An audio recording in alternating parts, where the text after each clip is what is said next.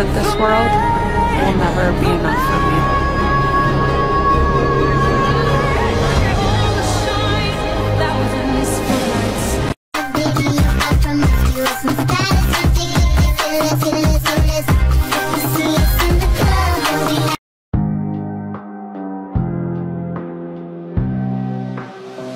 Think I need someone.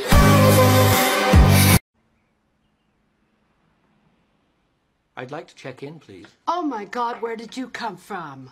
I said hello twice. Well, hello then. Day 3 on the road to It's been ages since we left Pyramid. As always, my companions Boop and Carl are with me. Okay, that just got weird. I didn't sign on for this. Apple bottom jeans. Just more that way. Let me show you exactly how much of a psycho crazy bitch I can be. Yeah, you got some silverware, but really, are you eating though? Are you eating though? Nigga, are you?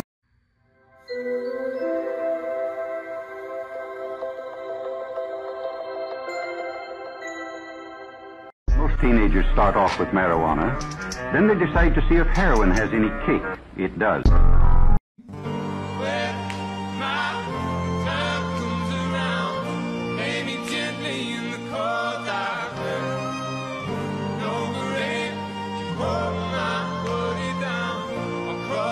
If you read for hours at a time, I suggest creating yourself a snackle box. It is such a good idea.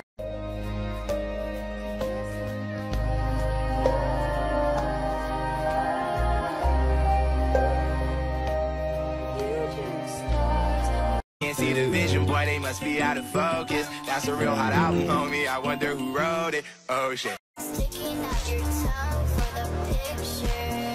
You're so pretty, you're so popular. Chapter 35. Conrad. I would rather have someone shoot me in the head with a nail gun repeatedly. I bought a new chair. It will be the death of me, I think. Because now I can lay here and read my fan fiction. No, I will not be telling you what fan fiction I'm reading. That's private. And I swear I've only been out here for 10 minutes. Did I look at the clock? I've been out here for 20 minutes. Not that bad. I came out here with a literal full thing of margarita, and I was reading, and I went, it's empty. I look at the time, 20 minutes. A large-ass margarita, gone. It's not even summer yet. I'm just test driving this chair.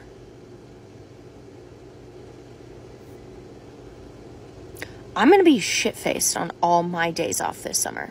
Women just want to be the most feared witch in the village and then go home and get forehead kisses. And you? What would you do for that? You were the chosen one! And Wait a second, wait. Today is the perfect day to make poor financial choices in a bookstore. Baby girl, he ain't talking to us. Put your credit card down, put your keys away. Head to your bookshelf, grab something off your TBR. You've got bills to pay. Okay, you've got groceries to buy. Financial freedom. Sacrifice now for your future. Okay, books will always be there. You can buy them whenever you want. Just not now. Okay, game plan. First lap around the store is reconnaissance. Focus more on displays. No. Yeah, no, me neither. We've only been here 5 minutes. Second lap, we go into the sections and actually read the book titles. What are you doing? Someone's in the aisle. I want to go in. Just go in the aisle. You have that one. I was just saying hi. How about this one? I love that book. What's wrong with the first one? What's wrong with you? I can't find the book that I'm looking for. You want me to ask someone? No. Okay, third lap, make sure we didn't miss anything, and then maybe like 2 more laps. Okay, this one was recommended to me. This one sounds cool. This one looks cool. I love this author, and this one feels nice. Then put that one back. I'm attached. I think I disassociated in the romance aisle. Can we go back?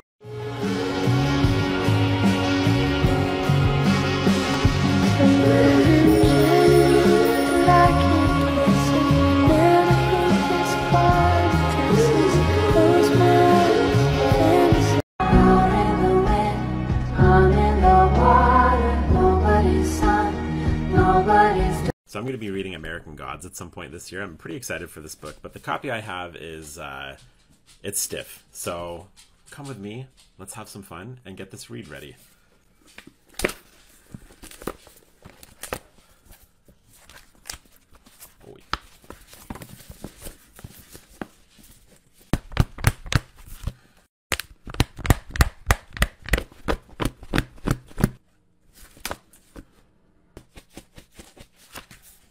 All right, and just like that, we have a very comfortable... I went a little too hard. Right there, you can see. But, you know, ready to roll. Go. Just start reading. It was exactly what I needed. I agree. I'm feeling curiously frisky, too. Alright, yeah, no. No, come on, just keep reading, keep reading. Where the fucking word is it? Where the is? Okay, don't hate me, but I feel like it's not that haters are just coming out of nowhere. I've been on BookTok observing for a very long time, and I feel like the people who don't read Colin Hoover or don't like Colin Hoover are just networking and talking about it now. You guys are like, oh, everybody's hating. Personally, I've only read It Ends With Us, and one thing about her writing is not boring. I read the book in like a day and a half, but from what I've seen that's in other books, I don't think I'm going to be reading any more Colin Hoover books. And the thing is, like, I feel like she's very careless. Like, her audience, I'm sorry to say, is very inexperienced and sometimes naive, and the things she put in her books are so extreme. I feel like she's giving the wrong message to a very impressionable audience. With this book, everything that you're not supposed to do when you're in a domestic violence situation, the main character does, and somehow she survives. That doesn't happen in real life. I mean, the family of her abuser was not supporting her. She didn't have her own support system. She's sharing custody of her child. There's a romance subplot going on in the background. It's just careless. Your body like speaks to me. Oh, yeah.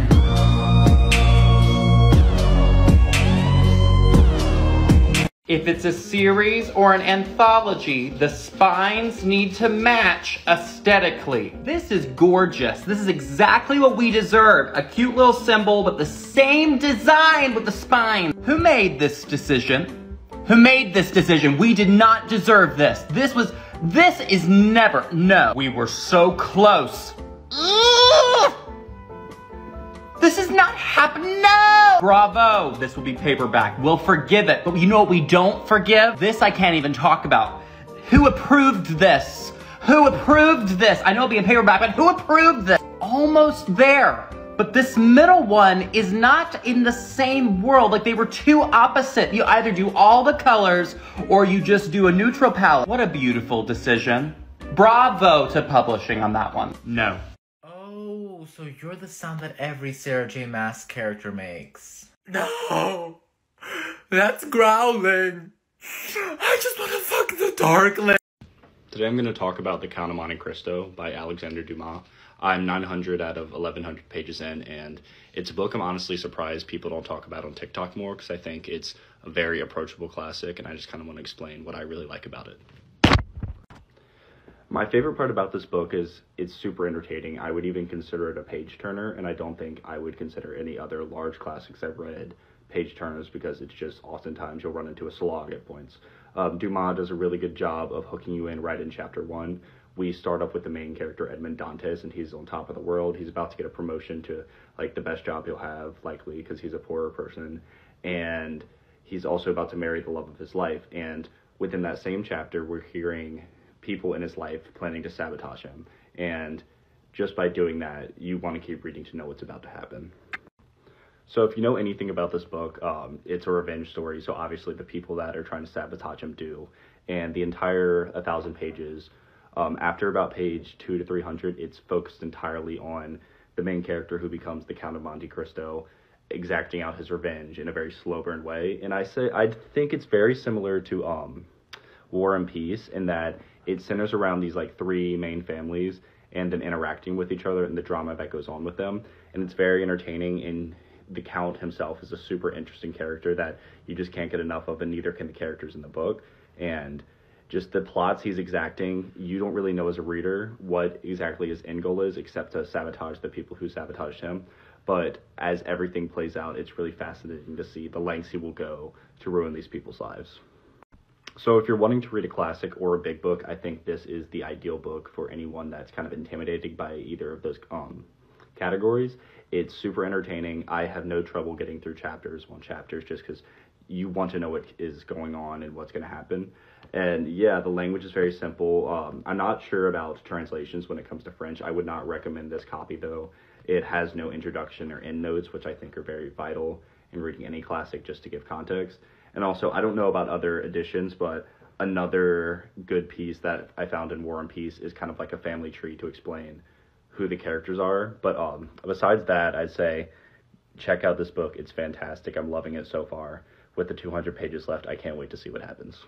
Books that I will accept 0 criticism on. I am not someone who gives out 5 stars very easily. These books are books that I would not change a single thing, that I am just fully obsessed with and always will be. Definitely let me know some of your 5-star reads because I'm always looking to add things to my TBR list, and if you guys love them, there's a pretty good chance I'm gonna love it too. First up is my favorite book of all time, the book that made me fall in love with reading again as an adult. I fell in love with reading as a kid from reading the Harry Potter series and the City of Ember series, and The Nightingale by Kristen Hanna made me fall in love with reading all over again. I love this book so much that I even have a quote of it tattooed on the back of my arm. The last 3 lines of the book are "Wounds heal, love lasts, we remain." My tattoo says "love lasts," but I just love everything about this book. It's a World War II historical fiction. If you haven't read it, I highly, highly, highly, highly, highly recommend. Next up is Yours Truly by Abby Jimenez. This was my first 5-star read of this year, 2023, and for good reason. It's so different than any romance novel you will ever read. I just instantly fell in love with this book, all of the characters. It is everything. The House in the Cerulean Sea by TJ Klune. This book at first, I gave it a 4.5 out of 5, but the longer I sit and think about it, this is a 5-star read. It's a little bit of a fantasy vibe. This book will leave your heart feeling so warm and full at the end. I cannot recommend it enough. Book that I read on my Kindle last year, and I just ordered the physical copy just so that I can have it on my bookshelf and lend it to friends, but The Wish by Nicholas Sparks. This book does have a slower start. I remember posting it on my Instagram story last year when I read it, and I was like 30% of the way in, and I was like, hello, has anyone else out there read this book? Because I don't know if it's worth it to push through it, and I promise you it's worth it. There is a twist in there that blew my mind. My boyfriend's grandmother actually just read this book, and we were talking about it, and we were both so obsessed. It's such a great book. Same Time Next Summer by Annabelle Monaghan. She also wrote Nora Goes Off Script, which is another book that got a 4.5 from me, but this was a solid 5. It's a really great summer beachy romance. It flips back and forth between then and now. It's really great. It just made my heart so happy. I've seen some mixed reviews about it, but I personally loved it. These are all Ellen Hildebrand books, and if you know me, if you've been here for any amount of time, then you know my love for Ellen Hildebrand. Her books are the best. I'm trying to make my way through all of her books so that I can rank them all for you guys, but the most recent book that I read was 28 Summers. I loved this book so freaking much. If you need a good summer read, definitely grab this. Golden Girl is another book that will rip your heart out, but is so amazing. The way everything ties together in this book is just perfection. 2 most recent releases are perfect if you're going on a beach vacation, you need a beach read. We'll start with The Hotel Nantucket. This is about a hotel staff trying to get a perfect 5-key review from an anonymous hotel reviewer. You're gonna meet a lot of characters in this book, but all of them are so perfect in their own individual ways. And again, the way she ties this up at the end is perfection. Last but definitely not least, we have The 5-Star Weekend. This is about a woman who loses her husband and puts together this 5-star girls weekend. The amount of description that went into this book, you literally feel like you're sitting in the room with these characters, that you're eating the same food, that you're thinking their thoughts, that you're in their conversations. It's so good.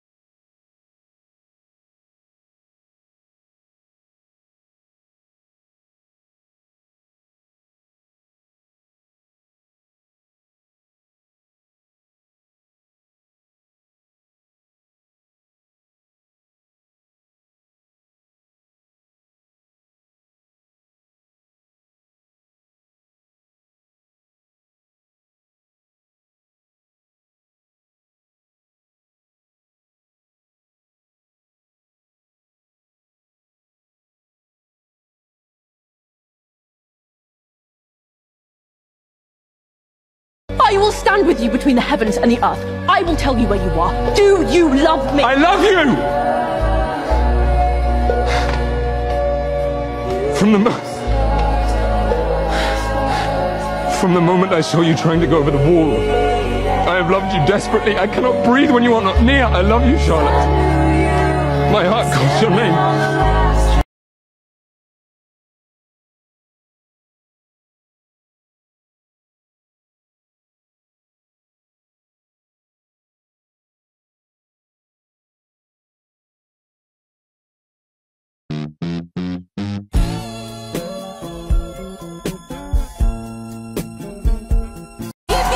Give me one margarita, I'ma open my legs. Give me 2 margaritas, I'ma give you some head. Give me 3 margaritas, I'ma... Make the circle, make a circle. Get him up, let him get up, let him get up. Let him...